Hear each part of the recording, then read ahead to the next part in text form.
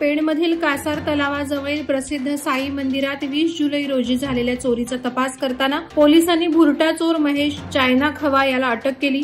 मंदिरातील पूजेचं साहित्य चोरी गेल्याने गुन्हे प्रकटीकरण शाखेनं सुमारे 15 ठिकाणचं सीसीटीव्ही फुटेज तपासलं। संशयित महेश चायना खवा रणथेरोंडा अलिबाग याला 25 जुलै रोजी खारपाडा चौकी येथे एसटी बस तपासणी दरम्यान अटक करण्यात आली। चौकशीत त्यानं साई मंदिरासह पेण शहरातील अन्य मंदिरातून चोरीची कबुली दिली। तसंच वडखळ, दादर, सागरी, रोहा आणि कोलाड येथील मंदिरांमध्ये देखील चोरी केल्याचं मान्य केलं। मुंबई पुणे जुन्या महामार्गावर असलेल्या शिंगरोबा मंदिराजवळ मोठी दरड कोसळली।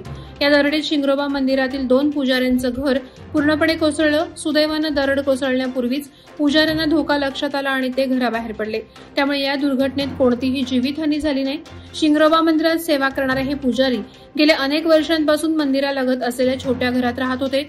मुसळधार पावसामुळे मोठा आवाज आला आणि जमिनीची हालचाल जाणवली। याची जाणीव होताच पुजाऱ्यांनी तात्काळ घराबाहेर धाव घेतली आणि काही क्षणातच संपूर्ण घर दरडीत गाडलं गेलं। काँग्रेस नेते राहुल गांधींबाबत सोशल मीडियावर अपप्रचार करणाऱ्यांविरोधात कठोर कारवाई करण्याची मागणी नवी मुंबई जिल्हा काँग्रेसच्या वतीनं करण्यात आली। या प्रकरणी काँग्रेसच्या शिष्टमंडळानं नेरूळ पोलीस स्टेशनच्या वरिष्ठ पोलीस निरीक्षकांची भेट घेत निवेदन देण्यात आलं। स्वातंत्र्यवीर सावरकर यांच्याविषयी केलेल्या विधानाप्रकरणी राहुल गांधी यांच्या विरुद्ध नाशिकमध्ये दाखल खटल्यात त्यांना जामीन मंजूर करण्यात आलाय। तरीही काही समाजकंटक सोशल मीडियावर या खटल्याबाबत न घडलेल्या घडामोडी मांडून वाद निर्माण करत असल्याचा आरोप काँग्रेसनं केलाय। तळा इंदापूर मार्गावर मुठवली गावाजवळ रात्री एका कारनं भर रस्त्यात पेट घेतला। यावेळी कार चालक प्रसंगावधानता दाखवून बाहेर पडला, त्यामुळे कोणतीही जीवितहानी झाली नाही। कारमध्ये फक्त कार चालक होता। कारला कशामुळे आग लागली याचं कारण समजू शकलं नाही। घटनेची माहिती मिळताच ताबडतोब सह्याद्री वन्यजीव रक्षणार्थ सामाजिक संस्थेचे बचाव पथक आणि अग्निशमन दल आणि पोलीस घटनास्थळी पोहोचले आणि त्यांनी आग विझवली। त्यानंतर रस्त्यात असलेली कार सर्वांनी मिळून बाजूला करून रस्ता वाहतुकीसाठी मोकळा केला।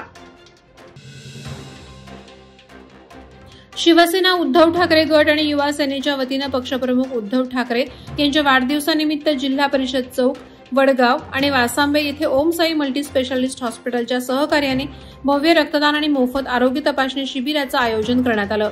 या शिबिरात रक्तदाब, मधुमेह, ईसीजी, SpO2, युरिन टेस्ट यासह विविध तपासण्या करण्यात आल्या। तपासणीनंतर गरजूंना मोफत औषधं देण्यात आली। शिबिराचं उद्घाटन तालुका प्रमुख एकनाथ पिंगळे, जिल्हा परिषद विभाग प्रमुख प्रफुल्ल विचारे आणि माजी उपसभापती श्याम साळवी यांच्या हस्ते झालं। लायन्स क्लब खालापूरचा पदग्रहण सोहळा अष्टविनायक महड येथे संपन्न झाला। यावेळी हभप किशोर पाटील यांची अध्यक्षपदी निवड करण्यात आली। नवीन कार्यकारिणीत भरत पाटील प्रथम उपाध्यक्ष, हरिभाऊ जाधव द्वितीय उपाध्यक्ष, लहू भोईर सचिव आणि जितेंद्र सकपाळ खजिनदार यांची नियुक्ती झाली। यावेळी स्पॉट ऍक्टिव्हिटी अंतर्गत गुरुकुल महड येथील विद्यार्थ्यांना ज्ञानेश्वरी पारायण ग्रंथ, बॅग आणि शैक्षणिक साहित्य वाटप करण्यात आलं। मनुचक्षू संस्था आणि अपघातग्रस्तांना मदत करण्यात आली। तसंच माजी अध्यक्ष लायन शिवानी जंगम यांचा सत्कार करण्यात आला।